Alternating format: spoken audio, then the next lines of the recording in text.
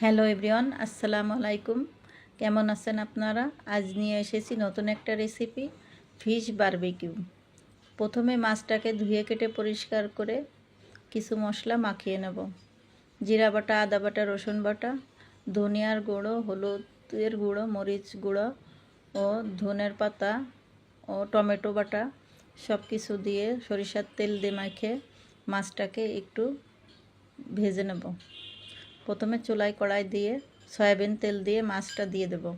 মাছটা দিয়ে এক পিঠ ভাজা হয়ে গেলে অন্য পিঠ উল্টিয়ে দেব। পরে চুলার জালটা একটু কম আঁচে দিয়ে মাছটা ভাজতে হবে। মাছটা ভাজা হয়ে গেলে মাছটা নামিয়ে নেব।